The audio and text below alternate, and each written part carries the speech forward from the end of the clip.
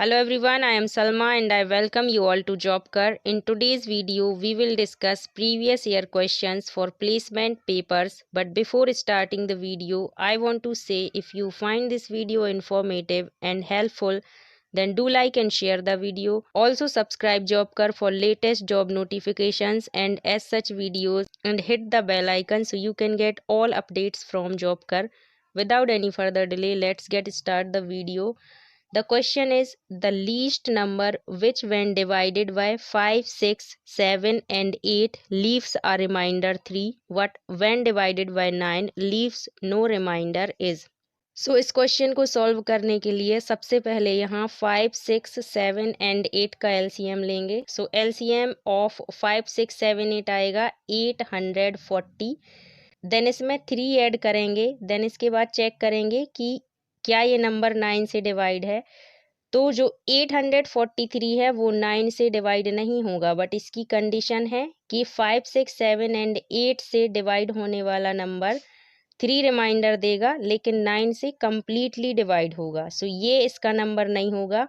Then 840 में multiply करेंगे 2 से. देन इसमें 3 को ऐड करेंगे. इसके बाद इसको चेक करेंगे कि जो नंबर मिलेगा वो 9 से कम्प्लीटली डिवाइड होगा या नहीं.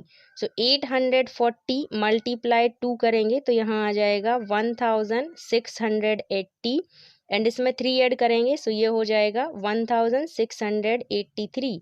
सो 1683 9 से कम्प्लीटली डिवाइड होगा एंड 5 से 6 से 7 और 8 इनसे डिवाइड करने पर ये 3 रिमाइंडर देगा. So answer of this question is option B 1683. Next question is 617 plus 6.017 plus 0.617 plus 6.0017 is equal to क्या होगा.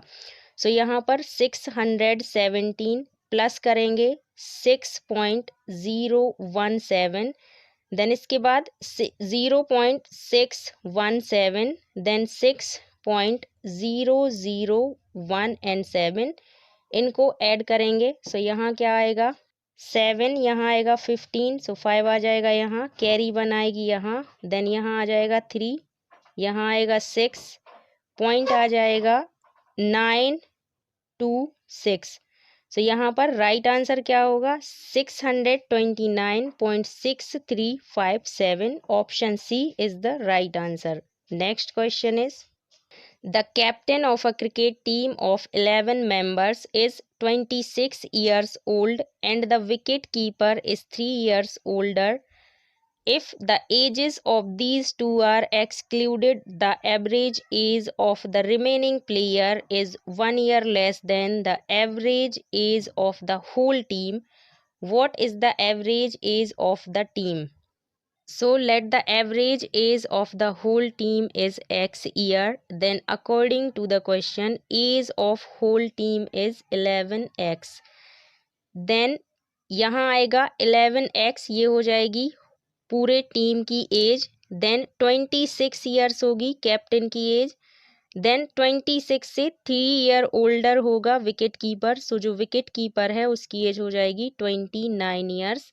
देन इसको जब ऐड करेंगे और पूरी टीम की एज में से माइनस करेंगे, देन यहाँ पर क्या आएगा जो बाकी के बचे हुए लोग हैं उनकी ईयर आ जाएगी. सो यहाँ पर क्या आएगा 9 इंटू एक्स माइनस 1. देन इसको सॉल्व करेंगे तो क्या आएगा 11x माइनस 26 प्लस 29 को ऐड करेंगे तो यहाँ आ जाएगा 55 इज इक्वल टू 9 का मल्टीप्लाई होगा. सो यहाँ आएगा 9x माइनस 9. देन यहाँ आएगा 11x minus 9x is equal to आएगा माइनस 9 प्लस 55. देन यहाँ आ जाएगा 2x is equal to 246. So x का जो वैल्यू है वो आ जाएगा 23 years. So the average age of the team is आएगा 23 years. Option A is the right answer. Next question is the present ages of 3 persons in proportion 4:7:9 8 years ago. The sum of their ages was 56. Find their ages in years. So let the present age of 3 persons are 4x, 7x and 9x according to proportion. Then before 8 years their ages was 4x minus 8. Then इसकी हो जाएगी 7x minus 8 and जो third person है उसकी हो जाएगी 9x minus 8. Then according to the question the sum of their ages was 56 before 8 years. So इन तीनों का जो सम है वो 56 के इक्वल हो जाएगा. सो इसको उठाकर 56 के इक्वल रख देंगे. देन यहाँ से 4x, 7x एंड 9x को ऐड करेंगे तो इसका वैल्यू आ जाएगा 20x माइनस 8 और 8 को ऐड करेंगे तो इसका वैल्यू आ जाएगा 24 इज इक्वल टू आएगा 56. देन यहाँ से आएगा 20x is equal to 56 plus 24.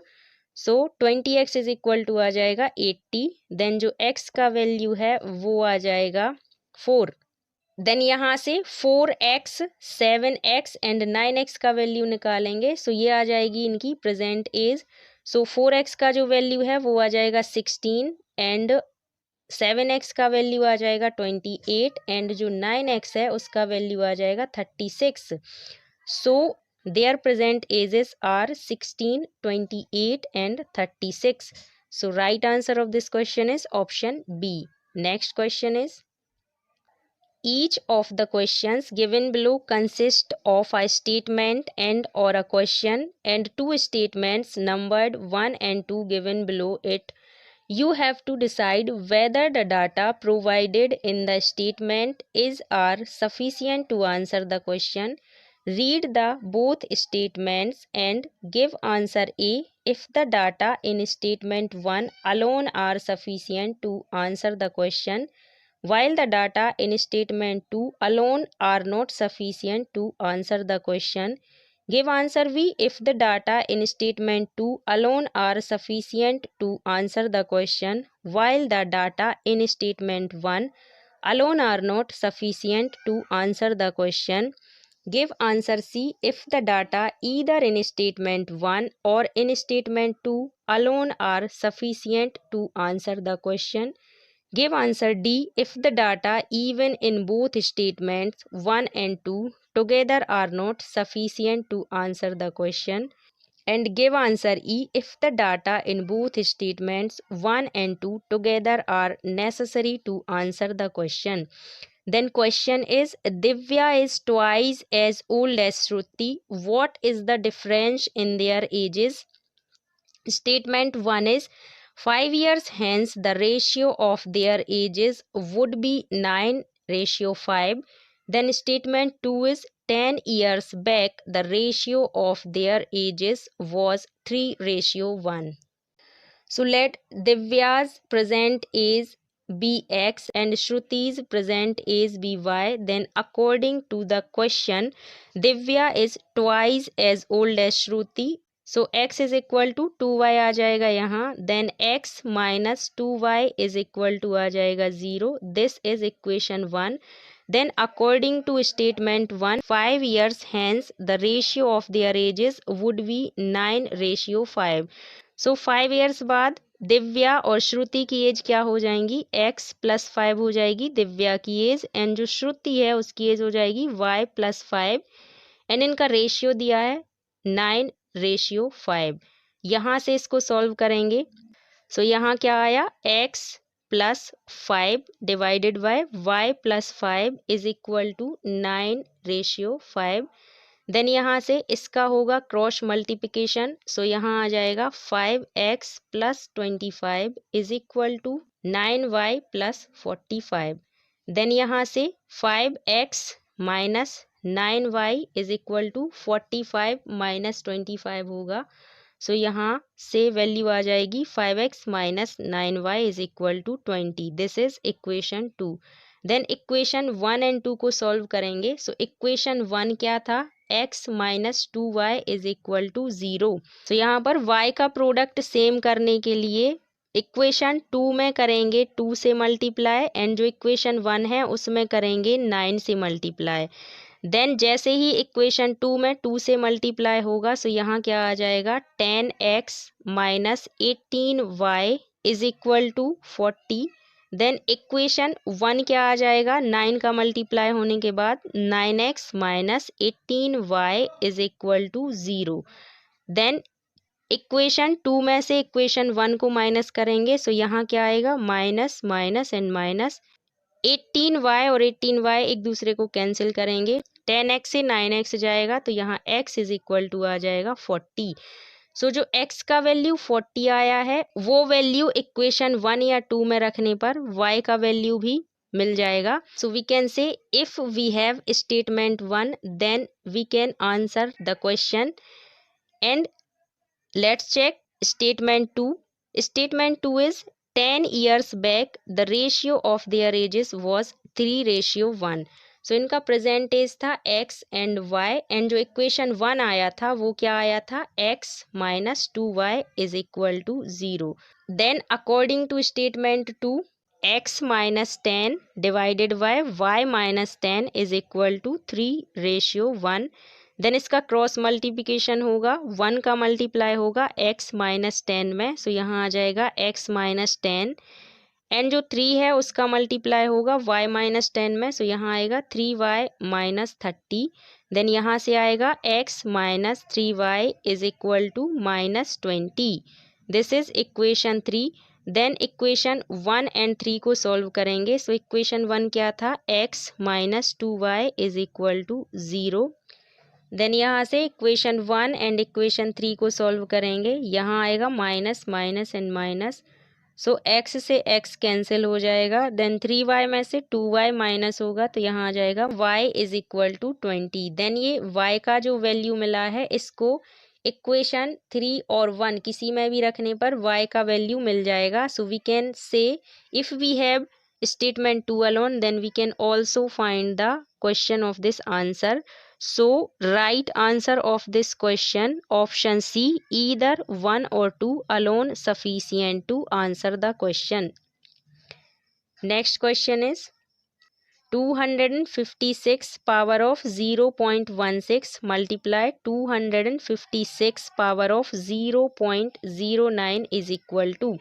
सो यहाँ पर बेस सेम है सो जो पावर लगी हुई हैं उनको ऐड कर देंगे यहाँ आ जाएगा 256 पावर ऑफ 0.16 प्लस आ जाएगा 0.09।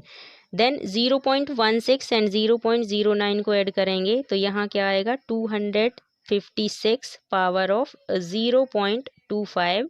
देन 0.25 को लिख सकते हैं 25 डिवाइडेड बाय 100। देन 25 से ये जाएगा 4 पर सो यहाँ आ जाएगा 256 पावर ऑफ 1/4। देन 256 को लिख सकते हैं 4⁴। देन यहाँ पर होल रेस आ जाएगा 1/4 सो 4 से ये 4 कैंसिल हो जाएगा। देन जो आंसर है वो आ जाएगा 4। सो answer of this question is option A 4। Next question is the partners shared the profit in a business in the ratio 5:7:18. They had partnered for 14 months, 8 months and 7 months respectively.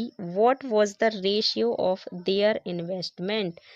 So profit is equal to होता है investment multiply time। then यहाँ से investment आ जाएगा profit upon time। then profit है 5:7:8। Then जो time है वो है 14 month, 8 month and 7 month.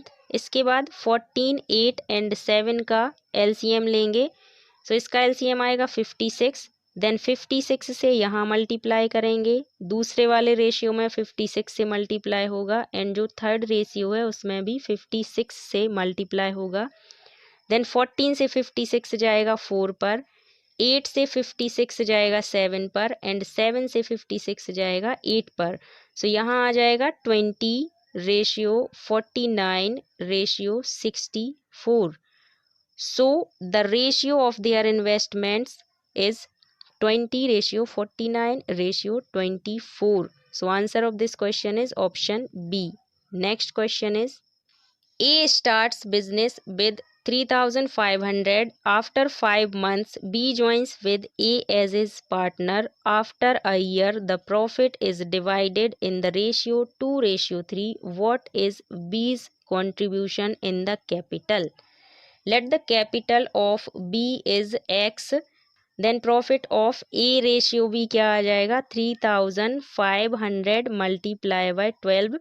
Because जो ए है इसने 3,500 को 1 ईयर के लिए इन्वेस्ट किया है एंड 5 मंथ के बाद जो बी है उसने पैसा इन्वेस्ट किया है. सो जो बी इन्वेस्ट करेगा वो करेगा 7 मंथ के लिए एंड इसका मनी कितना था? एक्स. देन इनका रेशियो कितना है? 2:3. देन इसको सॉल्व करेंगे तो यहाँ क्या आ जाएगा? 3 का क्रॉस मल्टीप्लिकेशन होगा. 3,500 multiply 12 multiply 3 is equal to X into 7 into 2 हो जाएगा. सो यहाँ से 1,26,000 आ जाएगा यहाँ एंड यहाँ आ जाएगा 14x. देन x का जो वैल्यू है वो क्या आ जाएगा? 1,26,000 डिवाइडेड बाय 14. देन इसको 14 से डिवाइड करेंगे तो वैल्यू आएगी 9,000. So capital of x is 9,000. Option D is your right answer. Next question is each of the question given below consists of a statement and or a question and two statements numbered 1 and 2 given below. You have to decide whether the data provided in the statements is are sufficient to answer the given question. Read the both statements and give answer A. If the data in statement 1 alone are sufficient to answer the question, while the data in statement 2 alone are not sufficient to answer the question.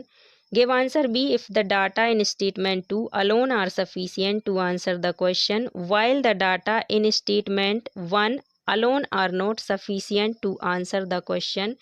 Give answer C. If the data either in statement 1 or in statement 2 alone are sufficient to answer the question.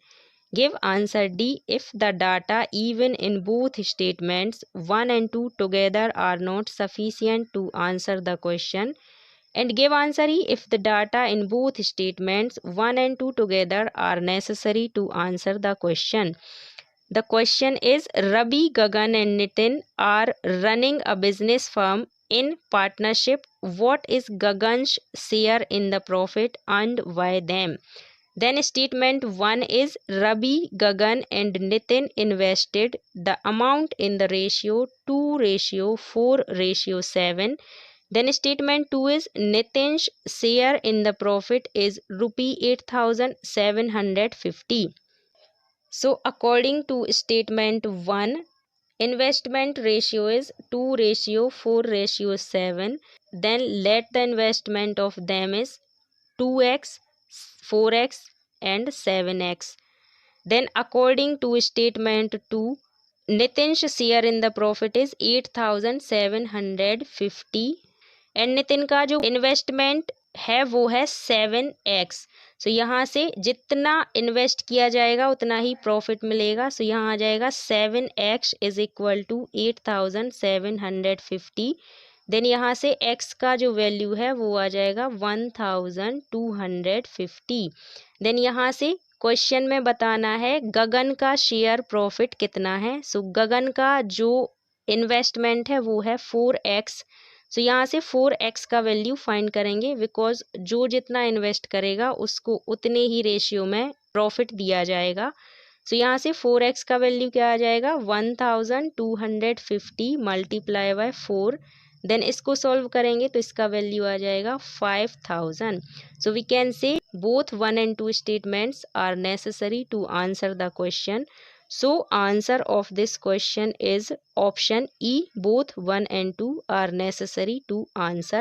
Next question is a wheel that has 6 cogs is matched with a larger wheel of 14 cogs. When the smaller wheel has made 21 revolutions, then the number of revolutions made by the larger wheel.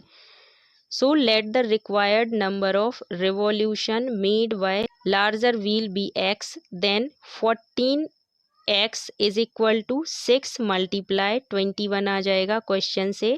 Then यहाँ से x का जो value है वो आ जाएगा 6 multiply 21 divided by 14। Then इसको solve करेंगे तो इसका वैल्यू क्या आ जाएगा 9। So the number of revolutions made by the larger wheel is 9। Option B is your right answer. Next question is 10 women can complete a work in 7 days and 10 children take 14 days to complete the work. How many days will 5 women and 10 children take to complete the work? So यहाँ पर 10 women 7 days में किसी work को complete करते हैं, then 10 children 14 days में उसी work को कंप्लीट करते हैं। यहाँ मैंने W फॉर विमेन लिया है एंड C फॉर चिल्ड्रन लिया है। सो यहाँ से जो टोटल काम होगा वो दोनों कंडीशंस में इक्वल आ जाएगा। 10 विमेन 7 डेज काम करेंगी तब भी वर्क उतना ही होगा, एंड जो 10 चिल्ड्रंस हैं वो भी सेम वर्क को 14 डेज में करेंगे। दैट मीन्स वर्क दोनों कंडीशंस में इक्वल रहेगा। देन यहाँ से 10 से ये 10 जाएगा एंड ये 7 से जाएगा 2 पर। सो यहाँ पर विमेन रेशियो चिल्ड्रन क्या आ जाएगा 2:1। देन यहाँ पर विमेन या चिल्ड्रन का वैल्यू रखेंगे, सो जो वर्क है उसकी वैल्यू फाइंड हो जाएगी। सो वर्क कितना आ जाएगा 10, W का जो वैल्यू है वो है 2 एंड मल्टीप्लाई 7। सो जो वर्क मिलेगा वो हो जाएगा 20 मल्टीप्लाई 7। सो टोटल वर्क कितना है 140 है। देन इसको 5 विमेन एंड 10 चिल्ड्रन कितने टाइम में कंप्लीट करेंगे। सो यहाँ से विमेन का वैल्यू कितना है 2 है, सो यहाँ रखेंगे 5 मल्टीप्लाई 2 एंड जो चिल्ड्रन है उसका वैल्यू कितना है 1 है, सो यहाँ से क्या रखेंगे 10 मल्टीप्लाई 1। देन ये हो जाएगा जितने भी विमेन एंड चिल्ड्रन साथ में काम करेंगे वो। सो यहाँ क्या आ जाएगा 10 प्लस आ जाएगा 10। सो यहाँ पर जो पर्सन होंगे उनकी वैल्यू कितनी हो जाएगी 20। वर्क था 140 डिवाइडेड बाय करेंगे 20। सो इसका जो वैल्यू है वो क्या आ जाएगा 7 डेज में 5 विमेन एंड 10 चिल्ड्रन जो वर्क है उसको कंप्लीट कर देंगे। So answer of this question is option C. Next question is a train 240 meter long passes a pole in 20 seconds. How long will it take to pass a platform 650 meters long? So इस question में distance हो जाएगी 240 meters because when a train passes a pole it covers its length as a distance. So distance is 240 meters. Then time हो जाएगा 24 seconds. So यहाँ से speed is equal to distance upon time होता है। सो यहाँ क्या आएगा स्पीड आ जाएगी 240 डिवाइडेड बाय 24। सो जो स्पीड है ट्रेन की वो आ जाएगी 10 मीटर पर second. Then when a train passes a platform it covers platform length and train length as a distance. So platform length is 650 meters and train length is 240 meters. So distance कितना आ जाएगा 890 metre. Then जो speed है train का वो आया है 10 metre पर second. सो यहाँ से आ जाएगा time is equal to distance upon speed. So distance कितना है 890 है एंड जो स्पीड है वो है 10 मीटर्स पर सेकेंड। सो यहाँ से इसको सॉल्व करेंगे तो जो टाइम है उसका वैल्यू आ जाएगा 89 seconds. So answer of this question is option B. Next question is a jogger running at 9 kilometers per hour alongside a railway track in 240 meters ahead of the engine of a 120 meters long train running at 45 kilometers per hour in the same direction. In how much time will the train pass the jogger? सो यहाँ से speed क्या हो जाएगा 45 minus 9 kilometre per hour because train and jogger running in same direction, and जब भी ये same direction में जाएंगे सो इनकी जो स्पीड है माइनस होगी। सो यहाँ पर जो स्पीड है वो क्या आ जाएगी 36 किलोमीटर पर आवर।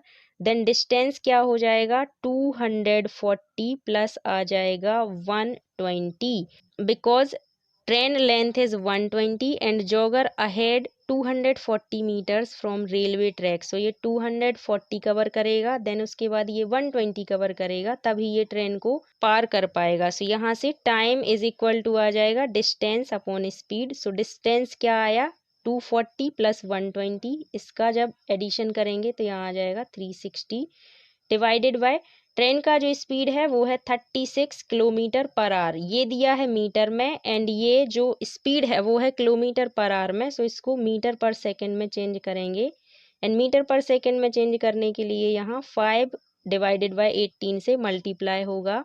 देन इसको सॉल्व करेंगे तो इसका वैल्यू क्या आ जाएगा 360 डिवाइडेड बाय 10, देन जो आंसर है वो क्या हो जाएगा 36 seconds. So answer of this question is option C.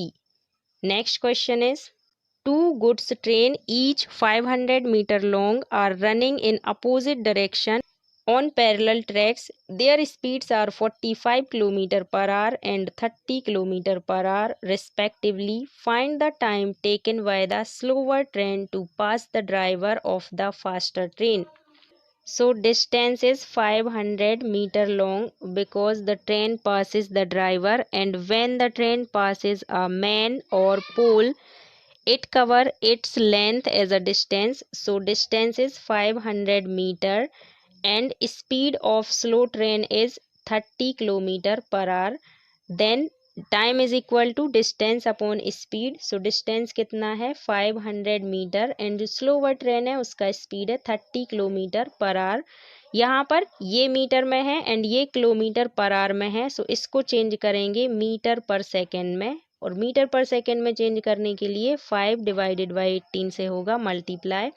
Then इसको सॉल्व करेंगे तो इसका वैल्यू आएगा 500, ये जो 18 है वो ऊपर आ जाएगा, देन यहाँ आ जाएगा 30 मल्टीप्लाई 5।